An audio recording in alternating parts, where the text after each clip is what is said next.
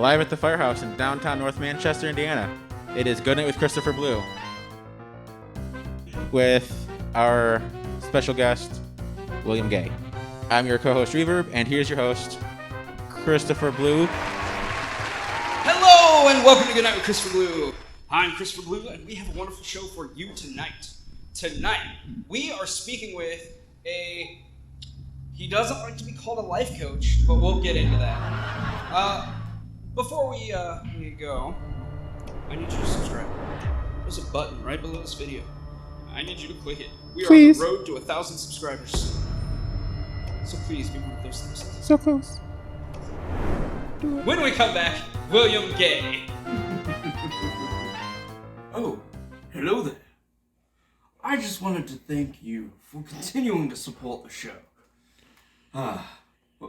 What's this? You feel like you could do more? Let me tell you how. You can go to our Patreon. The link is in the description, and you can subscribe to any of our memberships. Why, we have memberships that allow you to see extra content. We have memberships that allow you to have your name at the end of every episode. All while you get to support the show and help us to grow. It warms my heart to know that you are out there supporting us while we are hard at work to entertain you. So, join the Patreon if you haven't already, and I'm going to get back to my jokes. Welcome back. Tonight's guest is very motivational, and I have a blast every time I speak with him. Take it out of studio, Chris. Thanks, Chris. I am here with William Gay. How are you, sir? Very good. How are you doing today, Chris? I'm wonderful. Fantastic. Now, for those at home who may not know you or know what you do, explain that a little bit. What is it that you do, and tell us a little bit about yourself. Well, as soon as I figure that out, I'll let you know. Oh, wait. No, I'm supposed to have an answer to that, aren't I? Okay, so let me see if I can work this out. What I do is I work with people. Typically, they're high profile, although I do work with, for example, some Ukrainian refugees that are in various parts of the world. Find a sense of inner peace. Find fulfillment in the things that they're doing. Mm-hmm. And we all have different levels of where we are and what we're doing, whether they're high profile, like some of the actors and actresses that I work with, or a Ukrainian refugee that's trying to get away from a war. Mm-hmm. Finding that inner peace within us is a challenge. And that's what I do, is I help people find that. So the word that comes to mind is life coach, but I've since learned that the term life coach is more of a tool than a job. Very well said. Yeah, I try to shun the life coach title. That's one of those danger, Will Robinson, danger. The problem with life coaches is that most of them have big hearts and they're really trying to help. Mm-hmm. And it's kind of like you took that online course in 20 minutes so that you can marry somebody. Does that mean you really understand the laws in your state, or really understand, the spiritual and emotional ramifications of actually saying I do? Probably not. So people become life coaches by taking courses or, something else. And again, bless their hearts. They're doing their best. Mm-hmm. But it unfortunately, without like a therapist that has a license, you can get definitely different results. And the other challenge is we all have different things to offer and bring. So when I work with people, life coaching may be an aspect of it, but it also could be cognitive behavioral therapy. It could be hypnosis. It could be neurolinguistic programming. It could be as simple as I'm someone that's going to listen. Mm-hmm. And support you in what you're going through. So all of those things come together instead of just coaching. Okay. So with that in mind, what title do you give yourself for what it is you do? God, that's... Don't tell anyone in my church I said that. It's funny that you ask that. And the reason that it's funny is I was working this morning with a young lady that's in Pakistan. And she's applying for a job. And she said, they'll ask the question, so what makes you the best fit for this? And her answer is, well, I do this and I do the other thing, and I'm really good at this. And the reality is nobody cares. What they care about is, how are you going to help me? And so as a title, I've picked life diagnostician. I've been doing this for 35 years. I feel qualified to say that. But in the same breath, what the heck is that? So I try to stay away from, I like titles. Okay. I am not against labels. I love labels. And if you're really life diagnostician and you understand those words, they are most apropos to what I'm doing. But if I walk up to somebody on the street, so what do you do? Oh, I'm a life diagnostician. They're going to nod their head and go, oh, really? It was nice meeting you. I'm going to go now. But if instead I don't do that. Instead, you walk up and, so what do you do? Well, I help people, typically high profile, but I work with people to find fulfillment in their lives and a sense of inner peace. It's not really a title, but that's what I do. I love that. So why have you stumbled? What was it that allowed you to find this kind of career and realize this is what I need to be doing? As I mentioned, I've been doing this on and off for 35 years. I started back in the late 80s. My father's company had management consultants come in that I had the privilege as a teenager to sit in on these.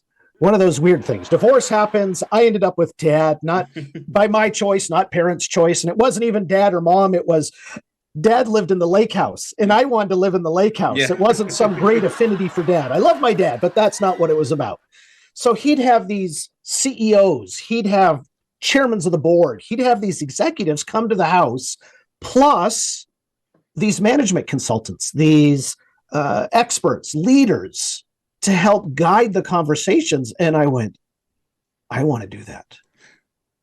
I want to be a part of that. I love the change and the conversation. I love the transformation that literally happened before my eyes with these people. And that's when I started studying psychology and philosophy and all these different things that here we are 35 years later that finally come together into helping people find fulfillment. Yeah. So I guess in finding this and in doing it for 35 years, obviously you find some importance in it. Yes. Why would you say to someone who probably hasn't even thought of doing this, why is it important that they may seek help from someone like you? That's an excellent question. And if there are no other questions, we can end now. No, okay, there probably are. All righty then. we give the hard-hitting questions here. Yes, exactly.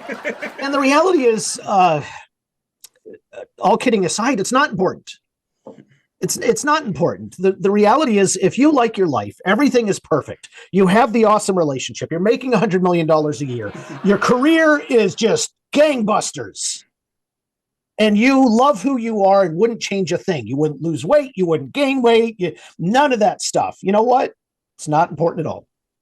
Now, if you're like 99.9% of us out there, including myself, I have coaches. There's people I turn to because I realized years ago that, bear with me now, I don't know everything. And I've learned that I can go stare in a mirror for hours. And yes, it's uncomfortable, but I'm not going to get the insights, those little 2 millimeter shifts. I'm not going to get those without somebody else asking the questions. And it really comes down to having somebody that's trusted in front of you, that's accepting, that knows that you can literally say anything. It doesn't matter what you say. It's all good because we're all on our own journey. Yeah. And so when I talk to my coach and I say, something that's insanely uncomfortable for me, that I'm on the edge of tears and they can ask me that question, all of a sudden my life shifts. I have this huge breakthrough. It's like, yeah. So if everyone's life is perfect, you don't need it. Not important. Skip it. Yeah. And that's where working with actors and professional athletes, that you'd think their lives are perfect. Right. They've got millions, sometimes tens of millions of dollars. They're at the top of their game. And unfortunately, frequently, they don't feel fulfilled. Well, I need to make more money, or I need to do the next feature, or I need to do something else. Then I'll be fulfilled. Mhm. It doesn't work that way. Lots of them, believe it or not, are lonely. Just like you and I can be lonely. Even in a relationship, you can be lonely. Now imagine that you can't go to a restaurant without somebody, oh, can I take a selfie with you? Right.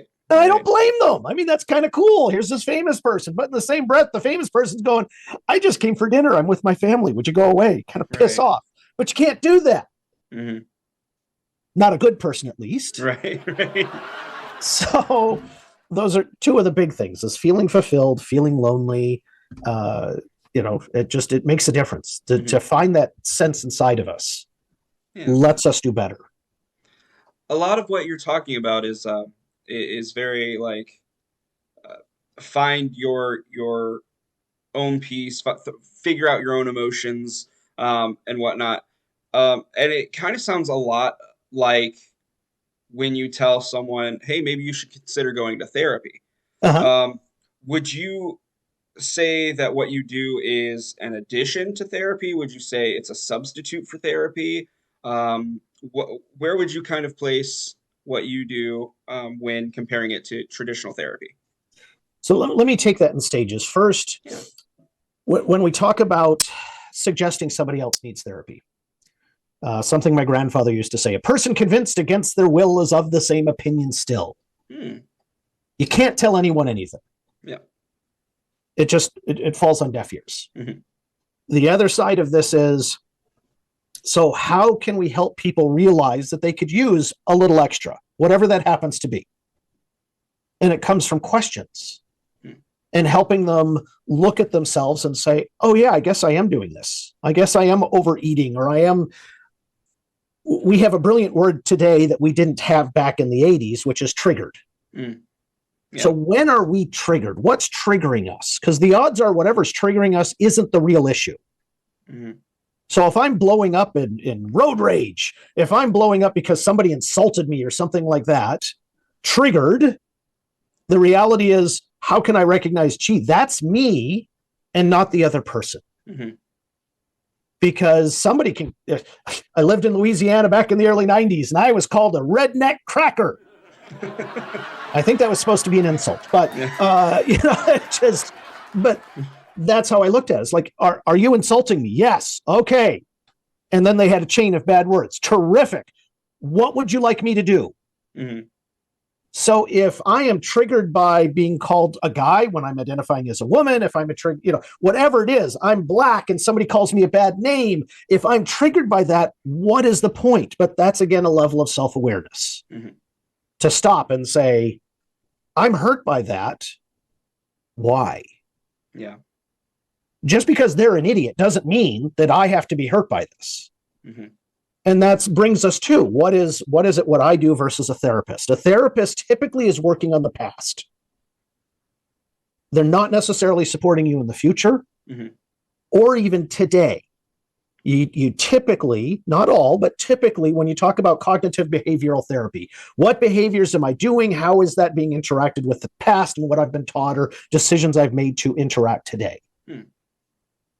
And there are people I'll work with that are in therapy, and that's a terrific thing. And I'll recommend that they need to focus on something that happened in their past.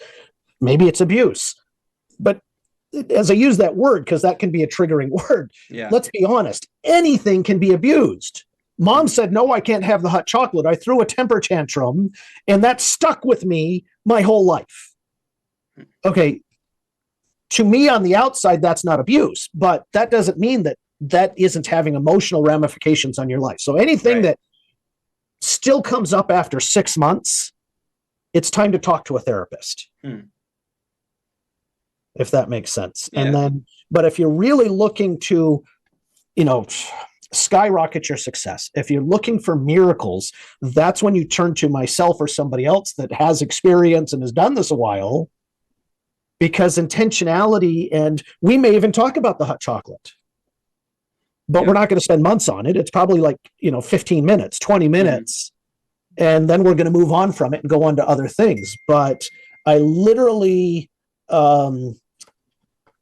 was just talking to somebody, and it's like, so what do you feel you would like to have happen? Or what would you like to have show up in your life between now and the next time we talk? And they'll pick something.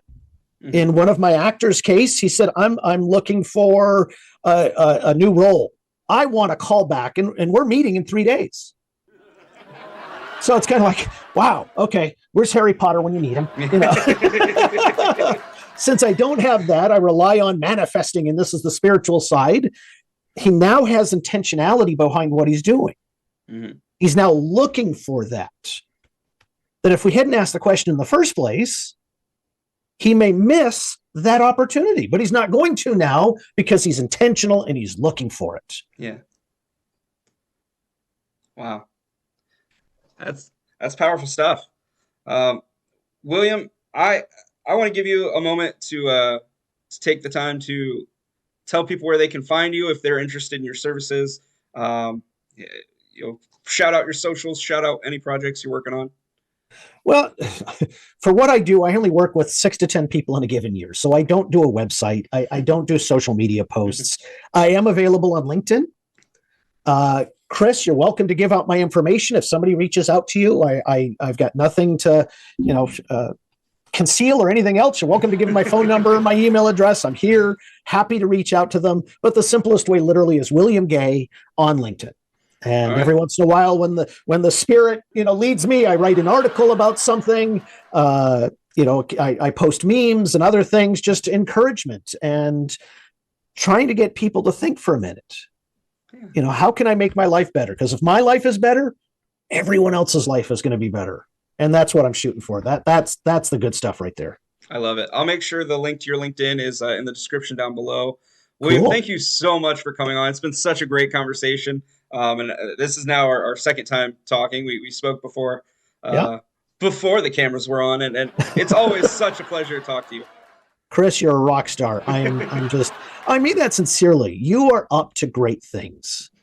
You are helping so many people with these podcasts, with the Everyday Superhero, even just working at the dispensing medications to people.